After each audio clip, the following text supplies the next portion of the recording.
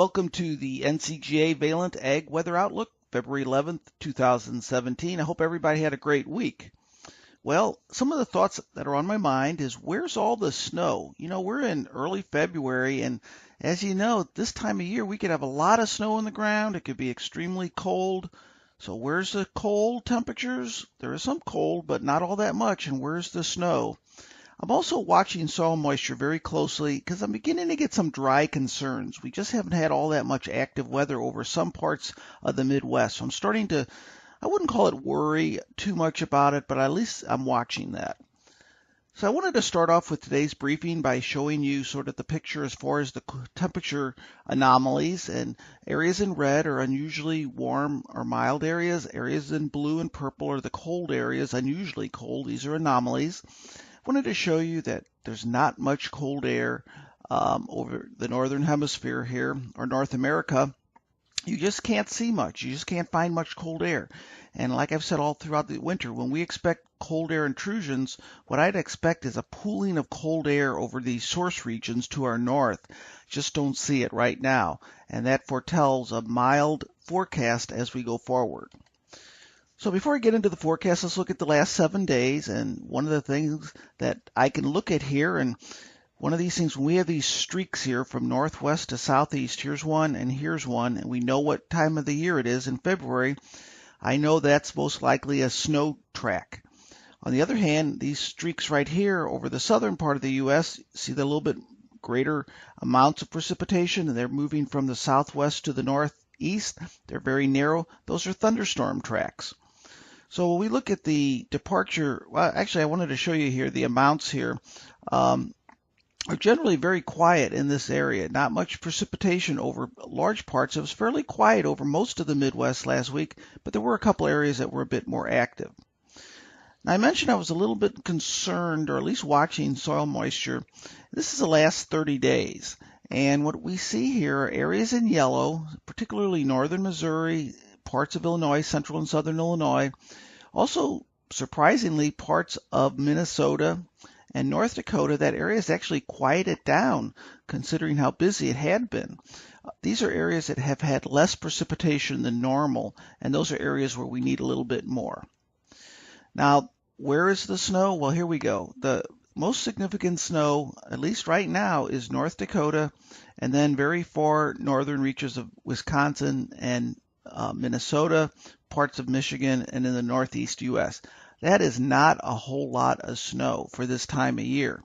And even the snow that's on the ground, look at this orange. We're getting very rapid and active melt. The snow that fell over the last week is going to be melting very quickly, and we're going to be eroding very quickly the snow over the upper Midwest as well. So really over the next 3 or 4 days, we're going to be losing a lot of the very limited snowpack we already have. So speaking of snow, here are those 2 tracks of snow over the last week. We have one over the northern tier of the U.S. along the Canadian border, and a very narrow track here across the Midwest. And like I said, that's going to be gone extremely quickly. Temperatures over the last week, we just can't find that much cold air. It is just staying mild. Even when we get a cold front passing through, we're not seeing air as cold as it normally would be this time of year. So again, as far as soil moisture goes, there are areas where I would like to see some additional precipitation. Missouri, Illinois is one area. Other areas as well, over North and South Dakota. There are a couple areas that the model is still indicating are unusually wet due to some earlier season snow, but I'm not all that concerned with that because we're not in that active pattern anymore. Okay, so let's get to the forecast. Here's the jet stream this week. We have a split flow pattern. One branch of the jet streams over the southern tier of the U.S. and another branch over the north. I don't see much blue, and that's indicating the jet stream is generally further north than normal. And what would you expect with that?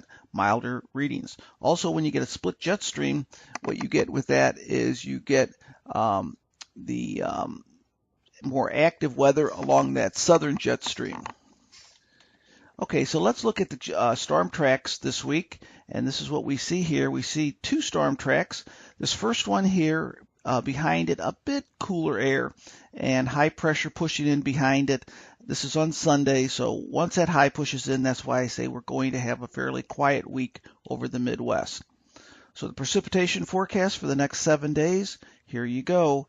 It looks like a very quiet time. We have perhaps a chance of some light precipitation over the Midwest, but for the most part, either no precipitation or very quiet precipitation once that high pressure pushes in.